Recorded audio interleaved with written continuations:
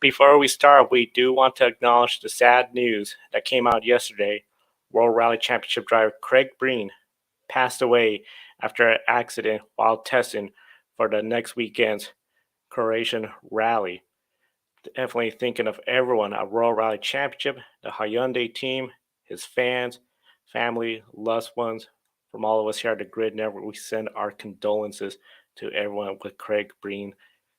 It's just such a tragic situation, Daniel. It's really hard to think about this all occurring. We know there's others that are impacted by his passing, sadly. Yeah, absolutely. We would like to extend our condolences to Tamara Molinaro, Craig's girlfriend, who is a racer herself. She's racing in Extreme E. So of course we are also thinking about her in this difficult time. Difficult time makes it really hard to discuss car racing. We know we got a lot of races to talk about, including some from the past weekend. But definitely, we're thinking of everyone at World Rally Champion, Craig Breen's family, and of course, tomorrow we'll talk a little bit more about this on Grid Live pre-race, and then on Grid tonight, Kobe and everyone will have a full report on such a tragic incident that occurred in preparation for the Croatian Rally.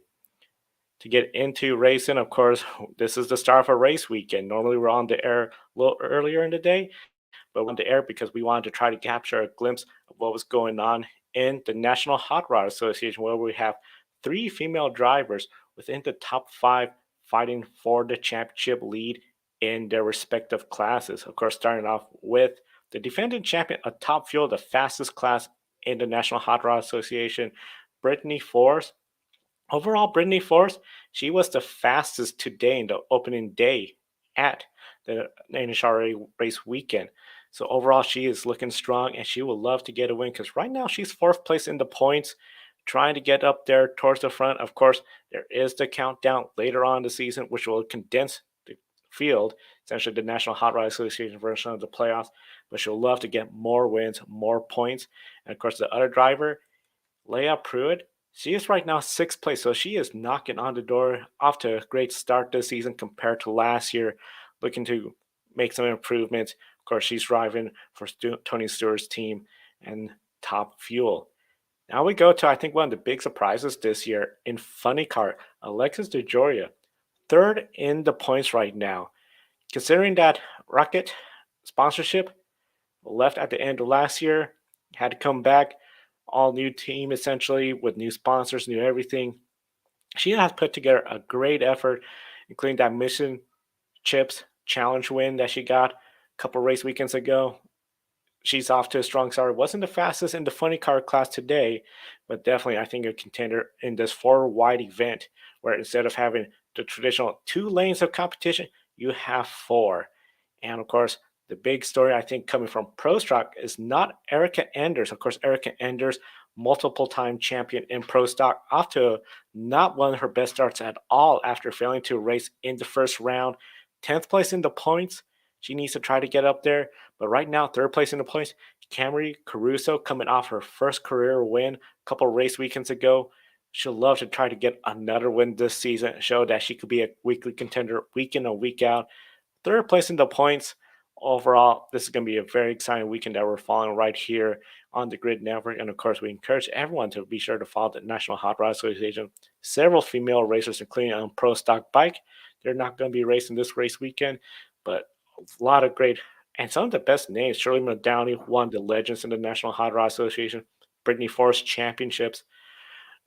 Feel like it's a bit underrated when you look at some of the big ones here in the United States with NASCAR, IndyCar, and of course Formula One growing popularity. But the National Hot Rod Association stops all across the United States, and there's some very competitive female racers there.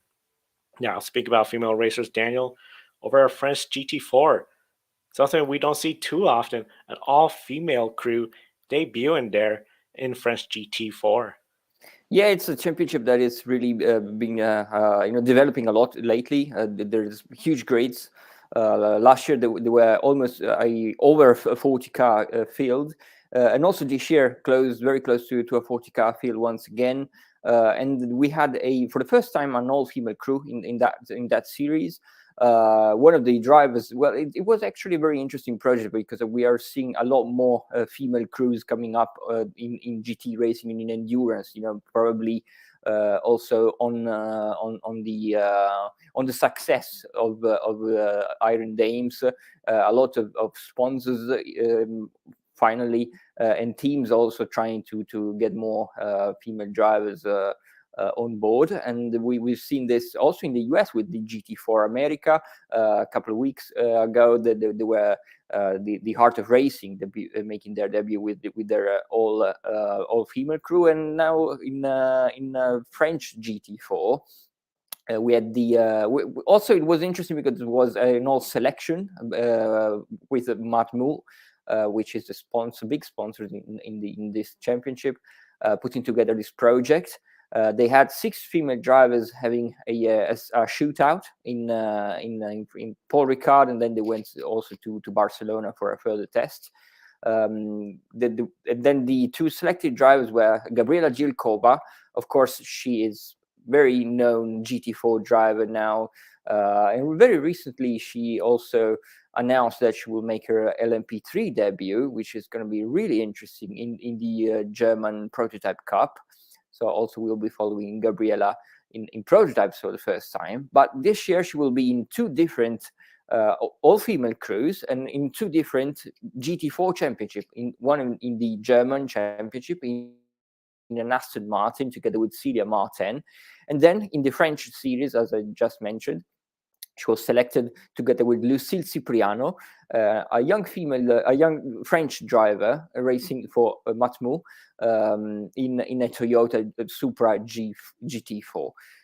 So really interesting, this new team, and as I mentioned, it's a pretty big field. So it was really a bit of a test for them. The opening weekend at Nogaro, which traditionally opens the championship on the Easter weekend. And they did extremely well. They're racing in the Pro-Am category, and they had a podium, just a debut, a 3rd place in the first race of the weekend in Nogaro.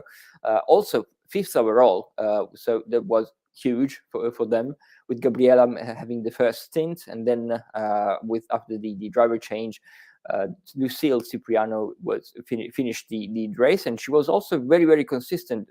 She's an interesting driver. She also did some rallying, so a driver that really is making her GT4 debut, but she really showed that she can be up there already competing with the top drivers. In the second race, they were a little bit more unfortunate, and they came home with a P18 overall and a 8th place in Pro-Am. But it was a very promising debut, as I mentioned, because this couple of drivers really can be in the podium positions throughout the season. Going to be very exciting to see how the season progresses for them.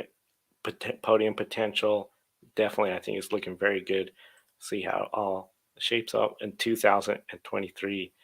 Now, speaking about potential, we're starting to see some improvement. And listening to Haley Deegan, sounds like she's ready for seeing some results coming her way. Solid day for her. 13th place at the Bristol Dirt Race. So, especially for international viewers, once a year, Bristol Motor Speedway, a concrete surface, they put out a ton of dirt, a ton of clay to make it a dirt track for the NASCAR Craftsman Truck Series and the NASCAR Cup Series as well. For Haley Deegan and the NASCAR Craftsman Truck Series, 13th place, considering where they were at Daytona and then the first 3 race weekends where we earlier had in the year Ben Schneider talked about how it seems like they were in a must-win situation. Haley Deegan has been putting together some better finishes. She's gone up to where she is now 16th in the points standings. She is essentially 25 points away from 10th place in the points. Now, why is 10th place significant? It's more than just being the top 10. Top 10 drivers get in the playoffs. So 25 points away, considering where she was at the beginning of the year, where she just seemed to have bad luck getting caught up in other crashes. She looks like she's improved. And here's the big thing. She said she was disappointed with her 13th place finish. Daniel, this is something where I know when it comes to drivers, especially as we are seeing the improvement, where it starts as like a top 20 finish. Now you go for top 10 finishes to see a driver, especially progressing to where they're now trying to aim for those 13th place is a disappointment. How big of a boost is that not only for the driver but for the team, knowing that we can compete not just for 13th but 10th, maybe even top fives? Yeah, absolutely. When you're not really satisfied by a close to a top 10 finish, that it really means that you've done a big improvement. Also, I've talked about this with some other drivers, especially with Iron Dames in the last couple of years. Last year, especially, when there were some races where they were not satisfied by a podium position, where they were really close to their first victory. So when you're really not quite satisfied by such a big result for Hailey Digger. I mean, last year a top 10 would have been a pretty big result. When you're starting not to be fully satisfied by that, I think that really shows that the progress that you've made, and Hailey certainly in the last couple of from this year, since she really made a big step forward, I believe. Big step forward, of course. New team. Seems like she's really gelling. The chemistry seems to be there. And of course, we're going to be following the NASCAR Craftsman Truck Series all season long and seeing could she get into that playoff? Easiest way for her to do that, besides top 10 finishes, get the win, you're in NASCAR. Now, of course, there was also another female driver, Jessica Friesen, trying to get into this. She is a dirt track racer, very accomplished in the dirt track racing scene. Unfortunately, did not qualify again. Third year in a row, she missed out on the Bristol dirt race. And with Knoxville, a permanent dirt track, not on the schedule for the truck series, we're unsure if we'll see her again this year, but hopefully next year. We don't know what's going to happen with the dirt race at Bristol, but if there's another dirt race elsewhere, I think we'll see Jessica Friesen there. Now, one driver we're familiar with seeing quite a few places, Esme Hockey. She made a brand new debut into something very much, I think, for me at least, I wasn't aware of until she showed up. Yeah, absolutely. It was quite a last minute deal for Esme. You mentioned Alexis DeJoria before with the Rocket sponsorship. That was also a little bit of an issue for Esme before, because when she made her debut in DTM, one of the premier GT championships in Europe, she was obviously supported by that same brand, which the whole deal fell through midway through her second season in 2022 after just a couple of rounds. So really, it was a bit of a trouble for Esme coming back to racing. And finally, a last minute deal for her. She became a brand ambassador for Ginetta, the manufacturer, the car manufacturer. So. And with that deal, it also included the GT4, a GT4 seat in British GT. So also another very competitive championship for Esme, coming from DTM. She's coming back to racing in the UK because, of course, in 2020 we commented a lot on her races. She won the Porsche Carrera Cup GB. So nationally, then she stepped up internationally with DTM. Was obviously she also had her first season with W Series in 2019. But for Esme Oki, it's really good to see her back in a competitive environment with British GT, in a car that she really didn't know. She had not really driven before the race weekend. So it was a bit of a stepping into the unknown a little bit for Esme.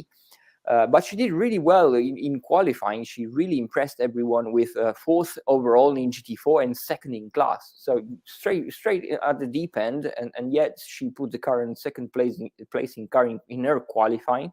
Obviously, she was in Q2. In Q1, her teammate qualified the car, and he was P8 in class and P11 in overall in GT4.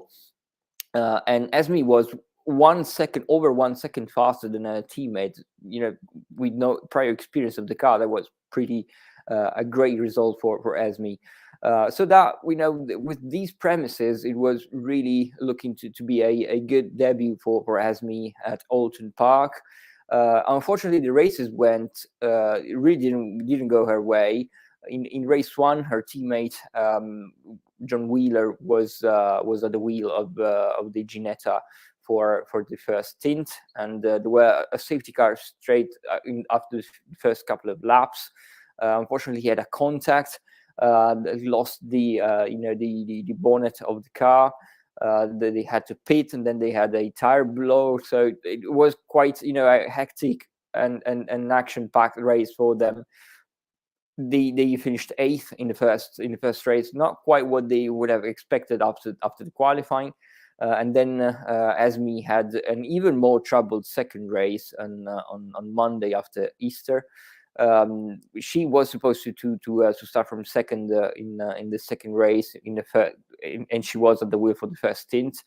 Unfortunately for repairs from the previous race where they had picked up some damage, they could not start from the grid, and they had to start from pit lane. So she was already at the back of the grid.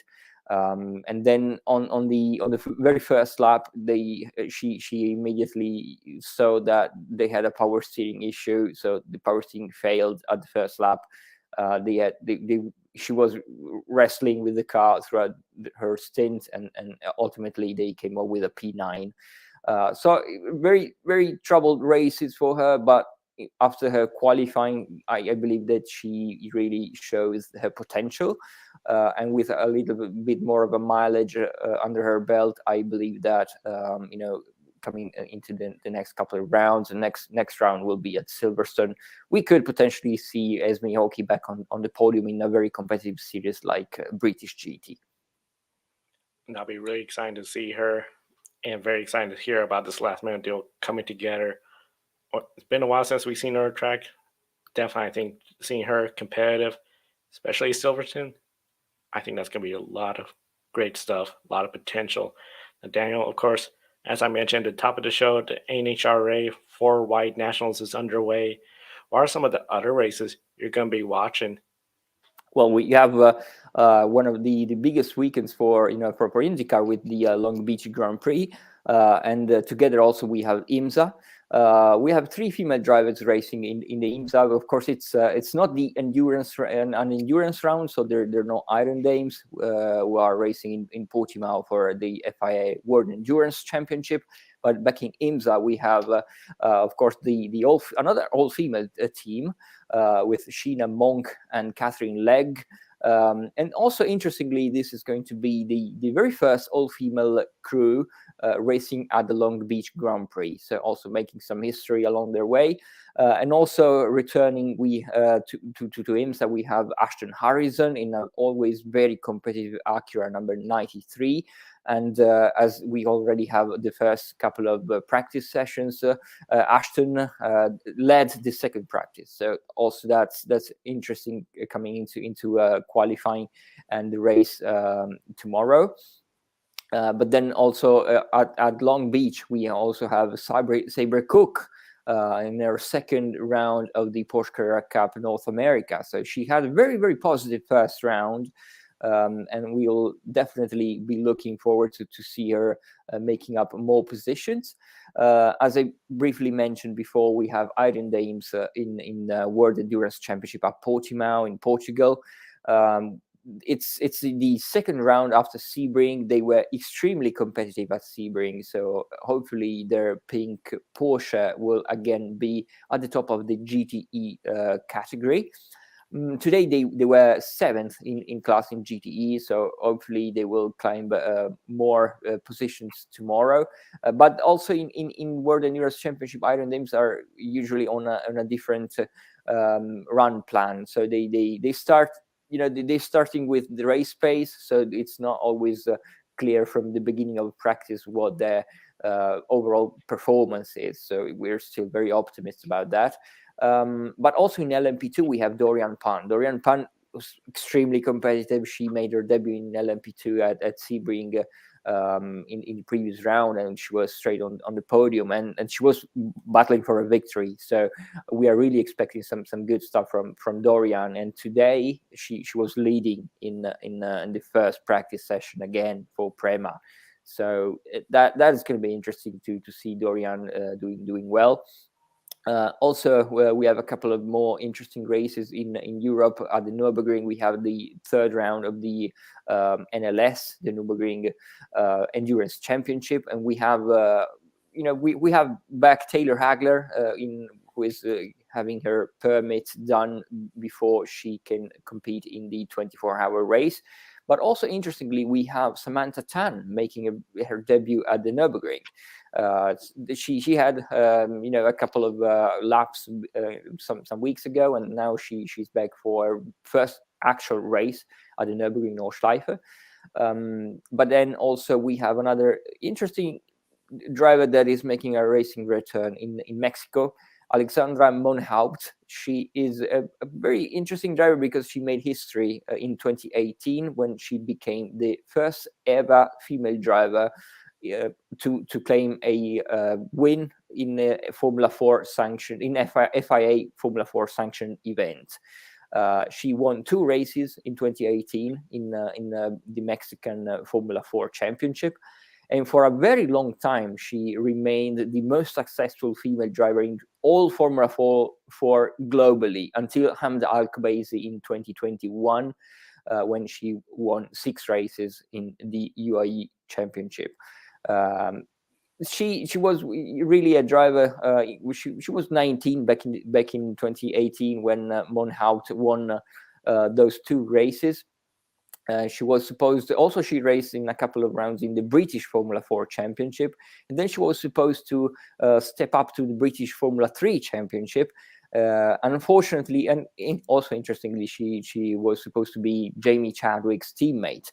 Unfortunately, a crashing accident at Spa-Francorchamps at the end of 2018 meant that she was out for the whole season, and then surprisingly she announced her retirement from racing. That was 5 years ago. A couple of days ago she announced that we would be back racing in Mexican Formula 4, and she's racing this weekend at the circuit Hermanos Rodriguez in Mexico City, the same the circuit that will also host the Formula 1 Grand Prix in Mexico. So an unexpected racing return for Alexandra Monhaupt, and we'll be really excited to see what she can do after 5 years outside of a race car.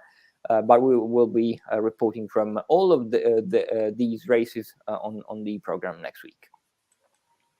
And of course, be sure to visit the website Racers Behind the Helmet. As you can see, all the truck races, car races going on, all the racers are going to be in each event as well. And then, of course, on the homepage, definitely catch up on the latest results, articles, news, and interviews from all the female racers from around the world. Once again, that is racersbehindthehelmet.com. And of course, we thank you, Daniel, always for making the time to make it onto the show here each and every week. And we want to give a big thank you to our Patreon subscribers, calling the show Mark Robert, and our newest one, David, for helping us stay on the air. They invest each and every month by investing in the Grid Network. You too can invest in the Grid Network. Link in the video description to become a monthly investor. Get your name read out on each program.